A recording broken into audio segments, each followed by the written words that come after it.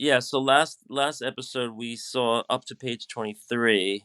Yes. This like gigantic climactic scene where the sister Ray releases all of the radioactive peas hidden in the curtain rods and cross references them with the other radioactive material that are in her crucifix and blows the orphanage sky high with.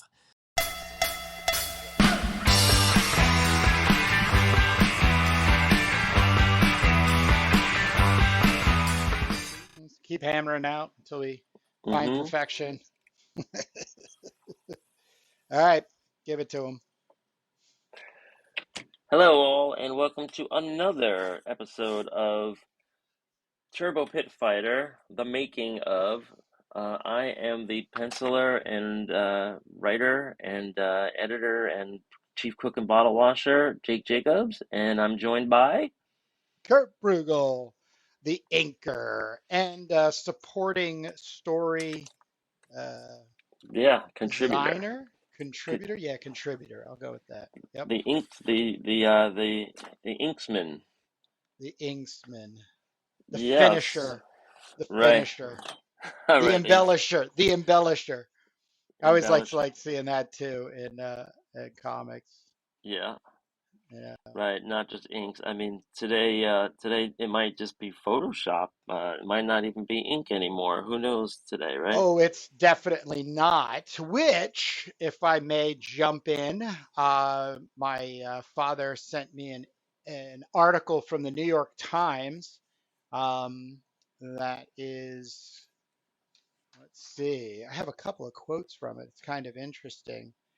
Comics that read top to bottom are bringing in new readers. The explosion of web comics has been driven by tapping into an audience the industry had long overlooked: young female readers.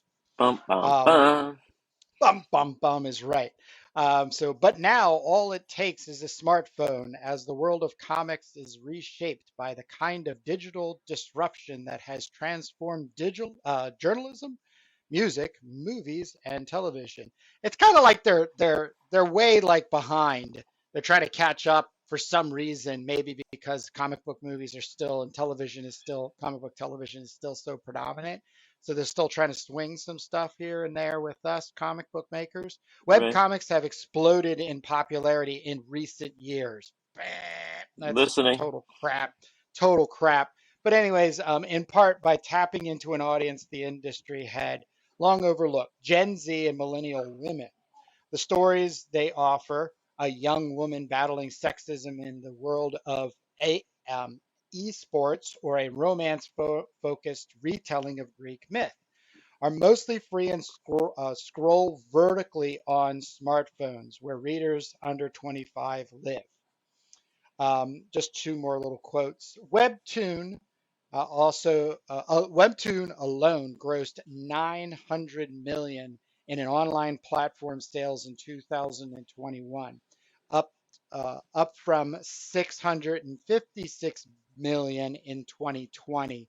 The Hmm. company said, because reading the comics is free. Most of the revenue comes from advertising, and get this, and selling um, uh, fanatical readers early access to their favorite series. So let's just keep that as an earmark for ourselves. Yeah.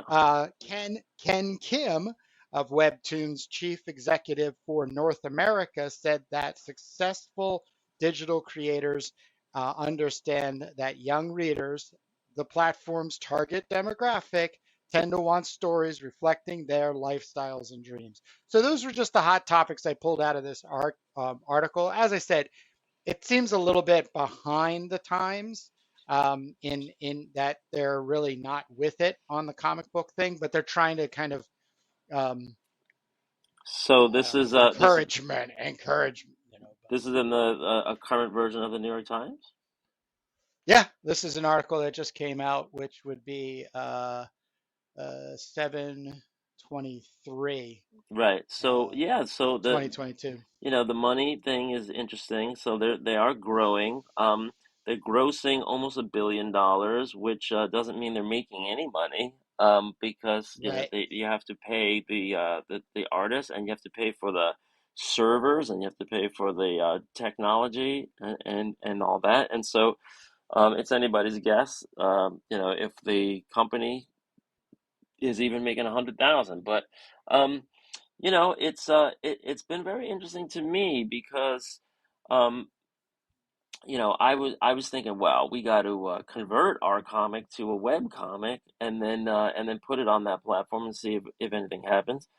But then I'm thinking, like, wow, wouldn't it be interesting to create a comic in that format, and that's where you do basically just have a long, thin um, pad. Like if you took this pad that I'm working on right here, and you just literally sawed it in half Right. the long way, and then you just start making, panels, and the panel can be big or it can be long, but it just can't be wide. If it's wide, then it's squat, and then your Yeah. artwork is going to be small, and it's going to, you and but and it's also designed to be seen on a phone, which means, you might not want to put an excruciating level of detail in there if you're just wasting your time.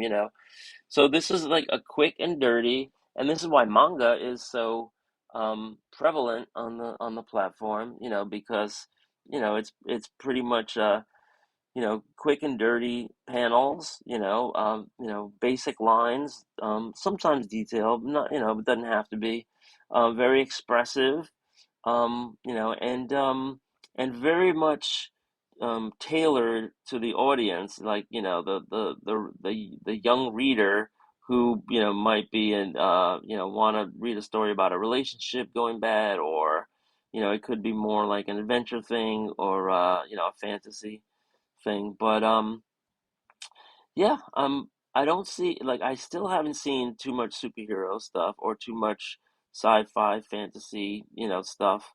But if the platform is growing, um, you know, it doesn't take much just to take, what you're already doing and just convert it to the format.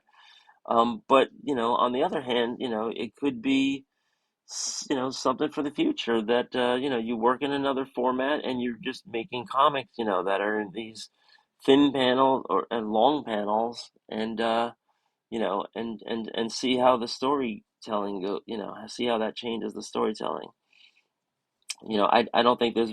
Yeah, one of the I was just listening to an interview on Cartoonist Kayfabe with Jim Mahfood, and he towards the end they were asking him what he's working on and stuff, and he actually is migrating to vertical comics. So the I think the bigger topic here, and it has come up a lot on not only Cartoonist Kayfabe but elsewhere in the podcast that I watch, referring to comic books, is the archaic form of the comic book, the physical making of, like, right now I'm doing a 13 by 19 page, a size page, uh, um, inking of your pencils that will then get scanned and then shot down and released into a general format of 7 inches by um, 10 inches. And it's going to be black and white.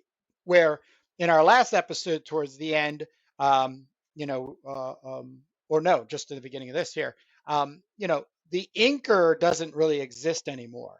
Like when I search in Google comic book inker, it just takes me to comic book artist. And then the artist in like um, Upwork and like freelance websites where people are looking for work, even like ArtStation, LinkedIn, and DeviantArt. All of these people, every single one of them is touting that they can make you a comic. They can, quote unquote, pencil, ink, and color it, but they're doing it all at the same time.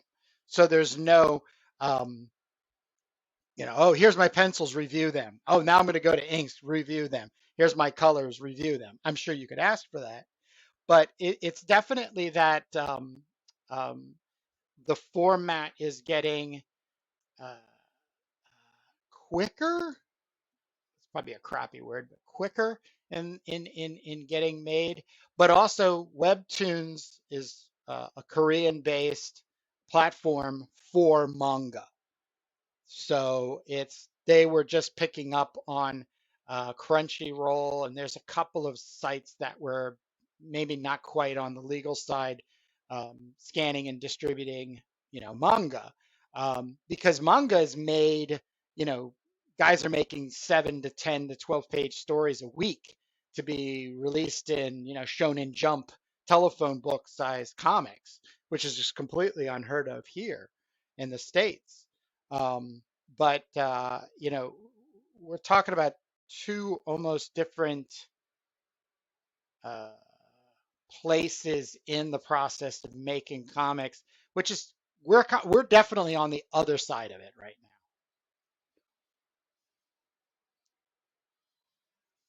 You still there, Jake? Yeah, we're not making webtoons for sure, but we could. Right. Um, it's going to grow, I think. That there's a convenience there where you're just getting it on your phone, and if the price is right, and the art form becomes more disposable, but you are keeping up with a serial, of a storyline that you like, and they get you hooked in, and you're paying. It's great. It's a marketplace for creative, storytelling, and it's just a different delivery mechanism. So I don't see, I'm not against it. I just, it's just definitely a change, and I think the visuals, are going to probably be a lot more simplified and cartoony. I think the storytelling is probably going to be very formulaic, and everybody just following whatever, the top sellers are. And that's kind of like an Asian thing anyway. But yeah, I might just make one, as a project, and I don't know if I'm gonna get it on that platform. I don't know if it'll be welcome there, but just the idea of something that people can download into their phone or stream into their phone and consume, quickly, and and then maybe see if they, if they have subscriber, if you have subscribers and you build a base. Um, it isn't like we're not making comics anyway, so it's just like, maybe putting it into a format, and then you could very easily just say, all right, if I had a comic and I just limited my panel sizes to, like, 6 panels a page, or 4 panels a page, or even 8 panels a page, and then I took the panels and I just laid them out in a long vertical string, that's done, so now you have your comic and your web comic all in one, and you've killed two birds with one stone. That's the way I see it. Well, to add to it is the demographic. I think that's also a huge, thing to consider because, we're definitely in a masculine boys club, um, you know, place, in where we're coming from, what we grew up with, what we like to see, what we like to make, and getting other people, boys, interested, excited, in becoming, a fan and follower of Turbo. So, but there's nothing worse than trying to chase people, especially through like trending, whatever's trending, and you're trying to make something that's, because then you're not Coca-Cola or Pepsi or, you know, Right. the beverage that you get at, the the Piggly RC Wiggly. Cola. Um, yeah, well, they had a very traumatic How about existence, I think. But Hoffman? any, Hoffman. but anyhow, yeah, but finding the right platform, I think, is still a great consideration. Now, I would like to bring this back up because we have mentioned it before when it comes to the format of a comic book. I predict that our um, podcast here will basically become our let's say step one presentation for the comic book. It will be people, there will be a good amount of people who will probably never have any interest in actually reading the comic book because they will be more interested in us talking about us making the comic book. Right? Could be. Um, oh no, I predict this because I can see Hmm. it elsewhere that it's based on content digestion. It's oh, I really like this, but what happens is it's centric to YouTube. So then going back to the quote from the New York Times article, if that's true, I mean, let's say we have 100,000 people following us, or maybe even 10,000 people following us.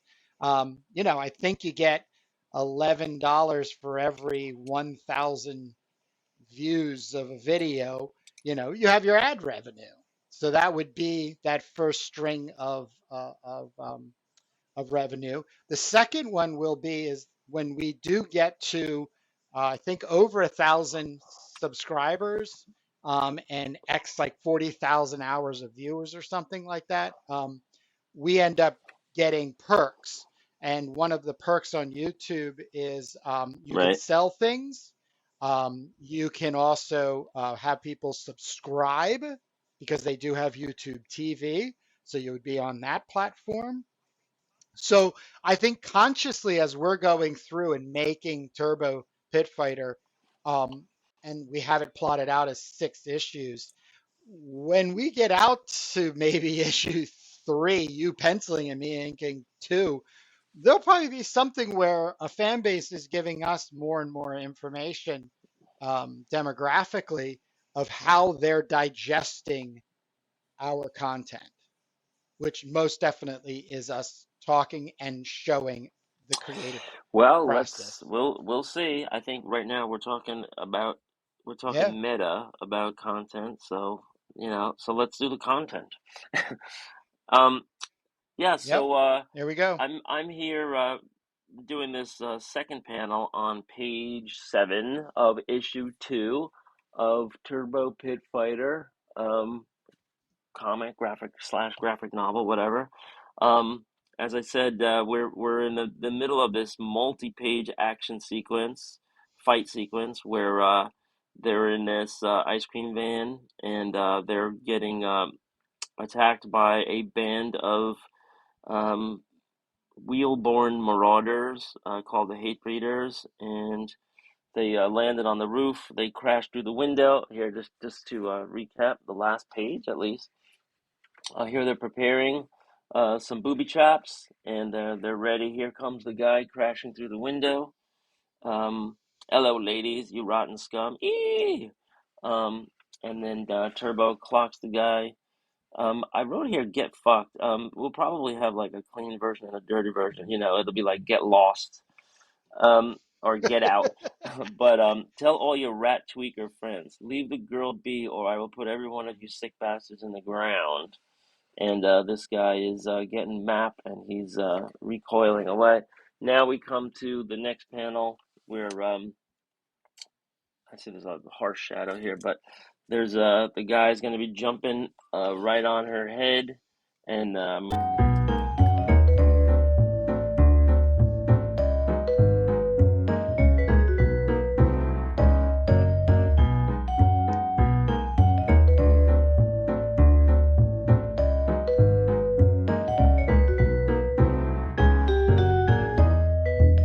Jake?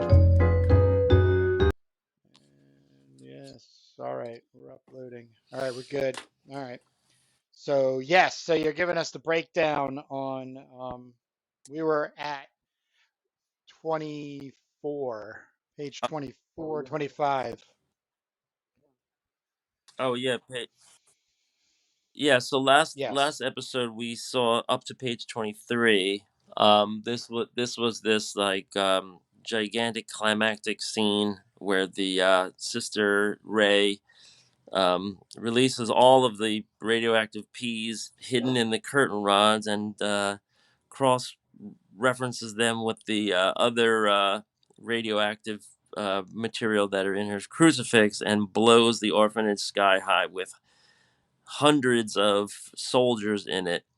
As Turbo is catapulted away to safety and opens up her glider wings, and then there's a flashback where yeah, she's being tended to by Sister Ray when she first comes to the orphanage, and she literally still has her father's blood on her face, and Sister Ray is like dabbing the blood. So that is our flashback recurrence back to the real reality time and the current time.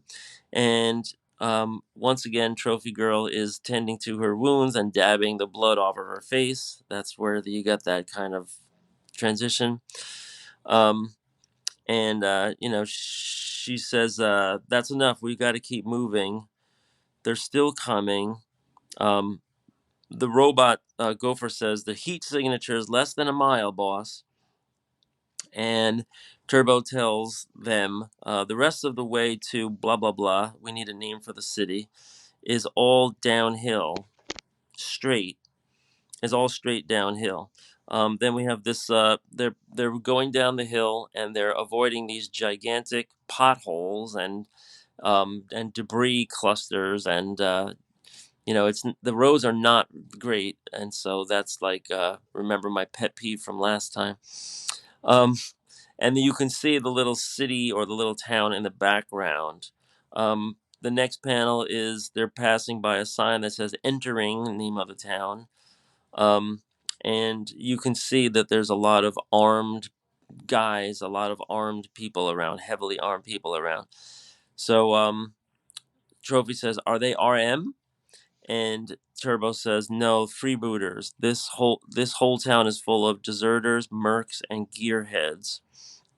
Then Trophy notices in the next panel they're being followed by some futuristic car with spikes all over it. Um, and she says, "We've got company. Should I drop some tumbler eggs?" Is what she's calling them. Then we're going to go to the next page, which I have sketched out in fuller rough size here. This will be page 25, which means we're coming to the end of our comic. Um, So here we'll see an establishing shot of this street, and I don't know why Llewellyn Street came up, but it'll have a big sign that says Ike's High Tech, and that is a reference to our that's an inside reference to our little pens. And they're rumbling up the road. You can see they're being pursued by the other vehicle, and then just as they're getting closer, boom! An explosion goes off. What the hell? And we see Mr. Ike for the first time, and he says, "Turbo, is that you? Boy, am I glad to see you, Mr. Ike. What the fuck is going on? What is it now with you?" She extends an arm, and he comes aboard. And I'll explain later. Just drive. This is like a little thin panel we're gonna do. Then the gopher says, "Boss, incoming munitions," and you can see pow pow. The car is it misses, but they're up on two wheels. They're definitely rattled. She says that's an RPG. Mr. Ike says, "Floor it out of here, serpentine," and Turbo says, "Ike, what the devil is going on?" And he'll say, "It's not the devil, it's Ardina." And Turbo says, "Your wife again?" And then we see a picture. We see a shot here.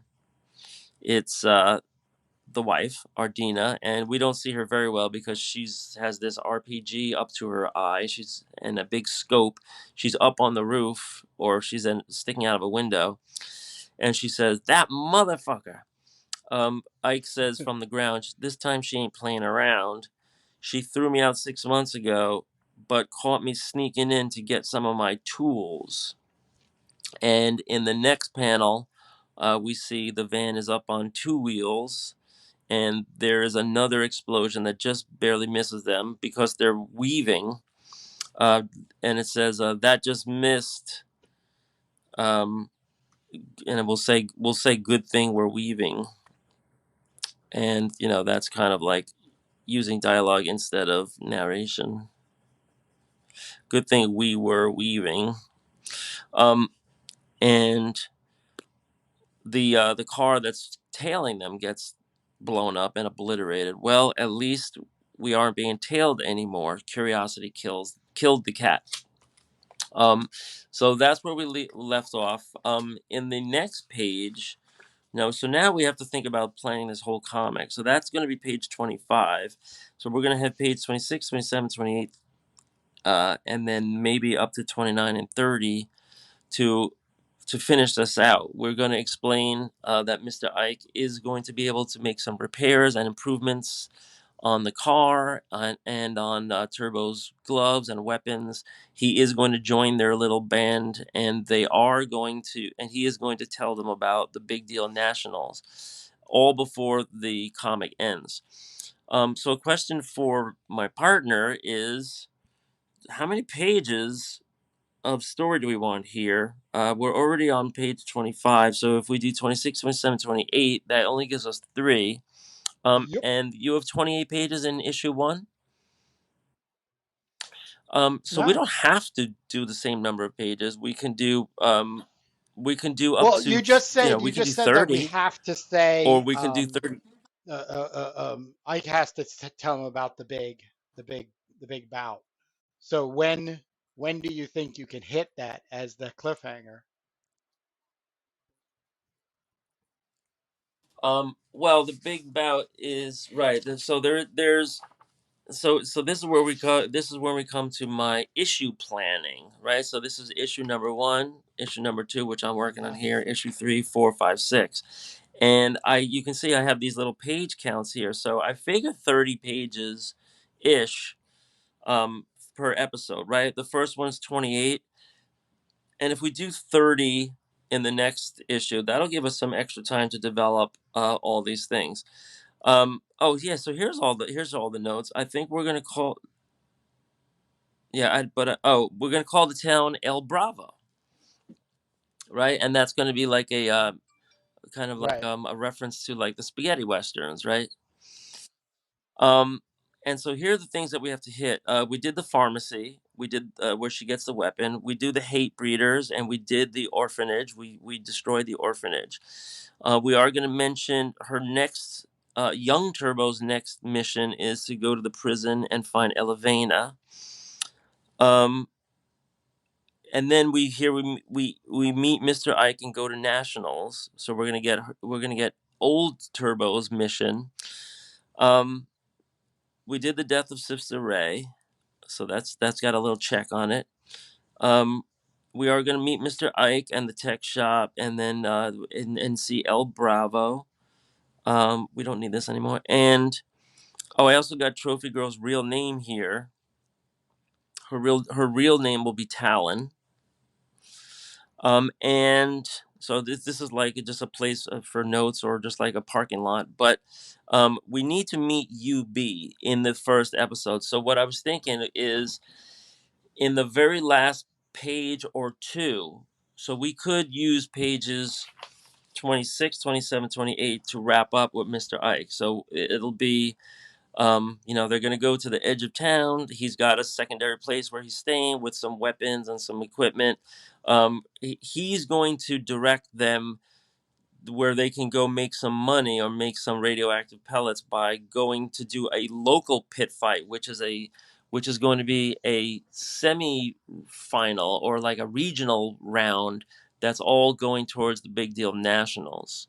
So we'll have 3 pages to establish that they're going to some other place that has a pit fight, and there that he's going to be Turbo's second man in arms, and prepare her with some weapons and some stuff so that they can go win this pit fight. And the point is just to get the prize for that, but it also would qualify potentially for the Big Deal Nationals, which is going to be the culminating pit fight in our sixth episode, right? And you can see this is just the extent of the notes that I have for issue 3, issue 4, issue 5, and issue 6. These are just kind of like the big contours of what happens. And I have some of these rougher notes here, but these aren't that helpful. These are just like little details here and there which we can integrate. So, I guess the immediate question is: do we want to do 30 pages? Is that No, okay? There's yeah, nothing wrong with that, right? If we're gonna do 32 plus 4, so that'll give us 2 pages of filler where we get to do like articles or back matter or pinups or whatever. And we also have inside front cover, inside back cover, and rear cover for all of our shenanigans. And we should be able to put issue 2 to bed. So that's the planning. That's pretty much what I got so far. So we just need to kind of to plan out pages 26, 27, 28, 29, and then 30. Now 30 will be a special page, or maybe 29 and 30 will be special pages, because then we're going to introduce the main bad guy for the whole thing. And he's called UB, which stands for the unbeknownst I one. love it. And or maybe UBO or UB1. And he will be all we know about him is that he has a black mask on, like a leather mask, like even like a bondage mask or something. So that's kind of like or maybe not. I don't know. We need some kind of thing. I was thinking about having like a black leather mask so that we could really like do some like tin vigil designs on his face, when we're Like drawing his a like features, a because like tin a vigil. Mexican the what are they called? La Mm-hmm. leche? Lucha Yeah. libres, yeah. So like Lucha Libre. like a yeah. Yeah. Yeah, great idea. So it'll be like that, but we'll have some like a lot of like black leather and stitching, so we can have like some really cool looking Tim Vigil kind of like drafting work on his face, and it could also be expressive. But basically that will be the sequence that I had put off earlier in this issue, unless we do it on the very front and we make that page 1 and 2. So, this could be modular, but I think maybe we end on it, page 29 and 30. It'll be um, some travelers that are headed down the road. There's a pit fighter in the vehicle, and like his entourage, and they are stopped by these marauders, and they then are they're then like hijacked and very very cruelly defeated. And then we meet UB, and he has a confrontation with the pit fighter of the group, and he defeats him almost instantly, and in a very cruel way. And then we make a reference that the cruelty is the point, and then he picks up where these guys were headed. He'll pick up like a flyer, and he'll see that they were headed towards the big deal nationals, or at least the regional semifinals to get to the big deal nationals. And then UB knows where he's going to. It's going to be to the nationals. So he's not only a pit fighter, but he's also like you know a marauding anarchistic killer, cruel, extra cruel killer. So that will just establish our bad guy, our long-term bad guy for the whole thing at the very end of Okay. issue 2. And that's all I got. So with a lot of this that you just reviewed, especially with the introduction of new characters, are we going to wait for you to invent them on the spot, or do we want to go ahead and maybe do some bust out Just videos where we're actually doing, um, some character design and just playing around with some, you know. Yep, that's Cool. exactly what I was thinking. I do need to do some sketching and tooling around and doodling, and then we also need to talk about maybe some visual Yep. influences that we can draw from. For we have to do Mr. Ike and UB for this issue, and then in the next issue we're going to meet Elevena, and I would like her to be a heroic female, strong female, kind of like Turbo, but not Okay. necessarily a glower, just more like of a warrior. Old warrior. Even though she, Old warrior. what's that? An Yeah. old Like, is warrior? she same age or? Older.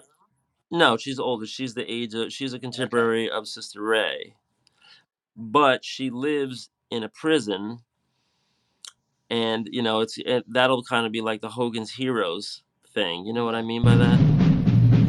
Well, like, Well, Hogan's Heroes was a sitcom about featuring oh god, what was the guy? The actor that had the porno tapes discovered. His son put all the porno tapes out. But there was a sitcom, it was right during the age of like I Dream of Jeannie and Bewitched and all that stuff. And it was called Hogan's Heroes, and it was set in a German prison camp, and they had these like cartoonish Nazis called Schultz, and what it was the Americans, and I think there was like some British characters, and very caricatured, like ethnic accents and stuff, but they were living in this prison, in this German prison camp, but the whole time they were like, sending, they were helping the Allies, and they were just pretending to be caught there and captured there and stay there so they could have that vantage point, yep. right? But they were secretly communicating all the time with like the outside, and they were like, building stuff, and shenanigans ensue. So No, I'm no, no, surprised no. you I never heard about have. I Hogan's just don't know Heroes. how you're referencing it to the story. I don't. Yeah, yeah, yeah. Oh, No. got it. So they'll be living inside this RM prison, By and choice. they'll By be there for a choice. long. Right. Well, they're staying there. Well, their captors think that it's not by choice, but in actuality, she's developing technology that could have busted her Right. out long ago. Except they're choosing to stay there because it's a secure place, and I guess they're just at a stalemate with their captors, and there's food and whatever. So, um, maybe we'll get into that. That'll be interesting because obviously it'll all blow up at the end, right? And then Elevena will have her glorious death and her final, death scene and her close up and everything. But how we get to there is kind of up in the air. I mean, do you want me to read what I have for issue 3? Issue 3, big pit fight goes sour. Um, young Turbo goes to the prison, meets Elevena, gives her the gun, meets Polska, and Turbo and Polska run away together. Young Polska and young Turbo run away together. They kiss in silhouette. They run into the forest. So once Turbo gives the gun to Elevena, Elevena's going to tell her like to come back later. She's got to develop it, and she'll explain what it is for the first time. And then she said there'll be this like scene where Turbo's got to get out of there, and Elevena says we you can't be discovered, so she's got to escape, but she's going to take Polska with her, and she's going to say take Polska with her, take her to the tree lands, right? They're going to run away to the tree lands. So she's actually doing an escape, and she's helping Elevena get Polska to freedom because Polska is young, and she doesn't want her to be rotting away in the prison with Elevena and her buddies. And then we will allude to the fact that Polska and Turbo were a couple, and they were very romantic. Turbo will say it was the greatest time of her life. They were living in the forest. They were living in in tree houses and like high up. They were fighting, RM, and they were fighting, different forces. But then the forest gets strafed, right? This is like the only remaining greenery in these times. Remember, this is young Turbo, so we didn't get to the wasteland level that old Turbo is at. So the forest gets strafed and they go underground. And that's when they realize that they have been building tunnels, and young people have been building tunnels in preparation for this for a long time. And this is when Turbo starts to help them build the tunnels, and that's when Turbo gets built. Like she gets muscular. Young Turbo becomes like intermediate, strong Turbo, like it ripped Turbo, but still on the young side. Like maybe like we'll take her from age 15 to like 19 all in this one flashback, right? And then Polska gets sick, and so she'll either get wounded in a battle or sick, but we have to do this all in this one issue, so we have to use our pages judiciously. And Turbo gets called back to Elevena, and that's when the flashback will end. So there's a lot of young Turbo in this issue number 3. In And then in real time we'll show UB cruelty. The pit fight will be right. So this one pit fight that they're in that goes sour, and then somehow transition to the prison scene, and then the forest scene. Um, we come back from that, and the pit fight is climactic. So when I say go sour, it's like, yeah, the audience gets involved again. There's rigging. There's like some kind of like cheating scandal or something like that.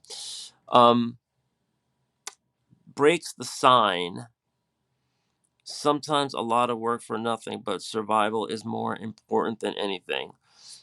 Yeah, so on their way out, will break the sign of the venue, and I have some other notes about that. We can expand on that, but um, basically, Turbo will win the pit fight that went sour, and she will get the title that entitles her to go to the next to pit fight, which is either the final nationals or the next intermediate semifinals. You I still with am. me? I am.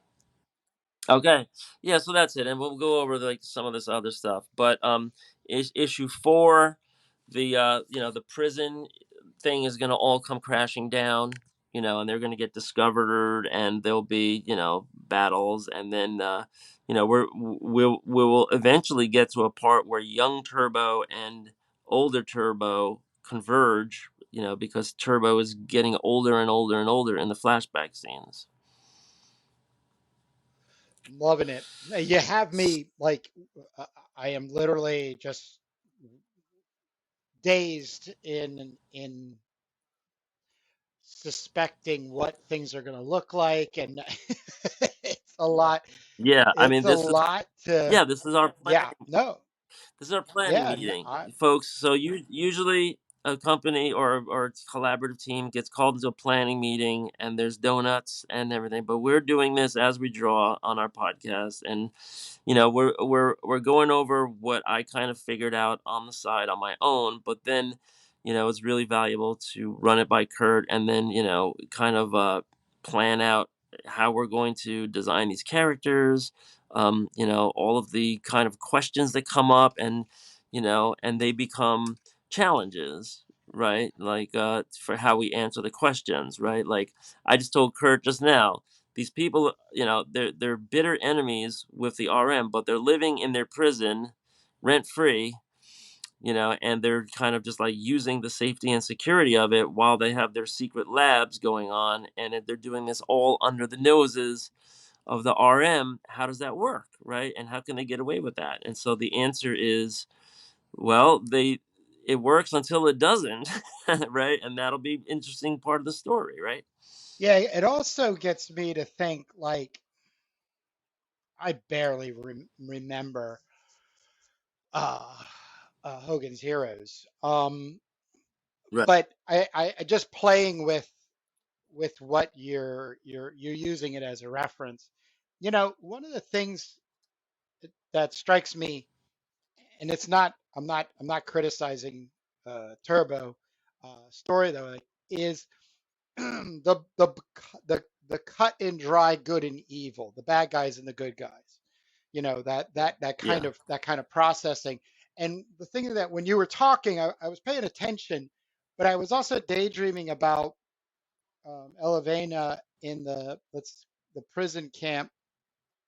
But there's this unspoken allowance for her to make these things because of her intelligence, uh, and that maybe what she's making is going to help keep the next wave of destruction to the apocalypse and stuff. So I'm the person, I'm the warden of this prison, but I respect and encourage this prisoner to do her thing in order to hopefully keep us from because we have yet to decide or make that presentation of what apocalypse, when the apocalypse, how the apocalypse, that kind of thing. But the anxiety people must be feeling um, in this pending doom. So there's still the job to be done by the warden, but Elevena is suited to create things that could help save the human race. So that's just something I've been thinking. Well, So no, Elevena is only creating a weapon. right, She's going to be taking the the gun that Turbo delivers from the pharmacy guy, and she's going to be um completing the construction of it, so such that when you drop one radioactive pellet in one side and the other radioactive pellet in the other, like, tube or whatever, the other, like, hole, then you get the projected energy beam, and it's very powerful and destructive, and and becomes a game changer that she will. I mean, the point isn't the one gun, but the point is, the mold that will make, all these guns, capable. And I have planned out a sequence where we're going to explain the science behind it, and I have, like, these little diagrams of the gun and how the inner workings will go, like a rotational chamber and all this other stuff. So that could be and that'll be a interesting. panel. But That'll be a panel in the story. yeah, it'll like show, like, the schematic of the gun at some point, to bring the story along and explain how this little gun can do such damage. Right. Um, and then, yeah, I'm just remembering, and looking ahead at the notes, the reason why they were getting away with staying in this prison and using their facilities right under the guard's nose for so long, right? Because it's presumably years, um, is because, number one, there were crooked guards that were infiltrated, and they were secretly, making deals, with the resistance, with Elevena and her forces, and her network, which went all the way to the orphanage. And then we find out later on, when everything blows up, that they everything was being monitored and everything was being spied on, and they let them think that they were getting away with this stuff, but there wasn't. And it's going to be everything in that issue, which will be issue number 5, the second to last issue, that Elevena, it's going to take her dying act to give Turbo the mold, so that she can get it back to somebody else in the resistance, like maybe the people in the underground tunnels, and then, and get it, mass produced. But she will die, and all of her, people will die, and everybody in the prison will die when they find out that they have been monitored all along. They were double crossed, and that explains why they had such a good thing for so long. So it'll be like, it'll be like the Nazis got the last laugh in Hogan's Heroes. Hmm. Okay. Right. So that explains why, they were able to pull that off. So yeah. So but and that's coming. I just remember, that's in the notes too. So there'll be that, and then, we do need to show how, the guns affect things, and they get you to, real time. So, so young Turbo is living in a world where the RM is a lot more dominant, and old Turbo is living in a world where it's more like, like a wasteland, and there's no one dominant military force, right? Instead, you have all these kind of like, local, warlords, or else roving bands of whatever. But it'll explain the downfall of the RM, where everything was, where they were doing, genocide, and just, geographical slaughter and all that stuff. So, just because they brought, and we could even allude to that, like, just because the advent of that weapon brought down the RM, once they started proliferating, it doesn't mean society was magically fixed. It just means the RM was defeated. They had a weapon to defeat the RM. Cool. Cool. So then, Woo. when we get to old Turbo, we'll also need to explain what that technology is doing in those days, and who's got their hands on it. Maybe the mold got broken, and or that technology, was no longer in use as much, or maybe it still will be, um, when we wrap this thing up.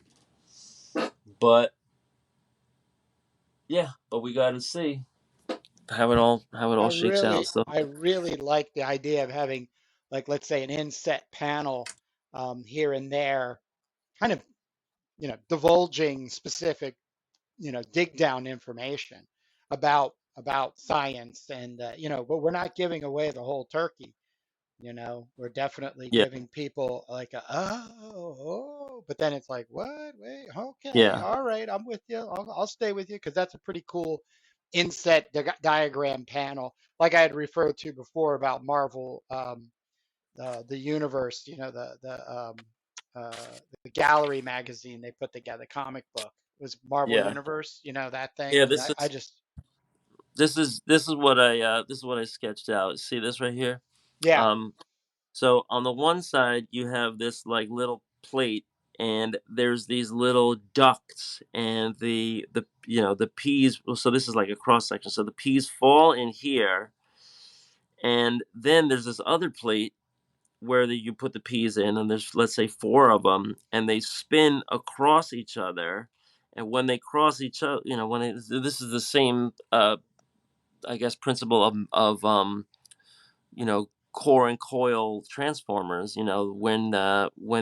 The when they're spinning across copper wires, it produces the the voltage in electricity. So this would be like some kind of theoretical, um, radioactivity thing, where they cross over each other rapidly, on and off, on and off, on and off, on and off, on and off.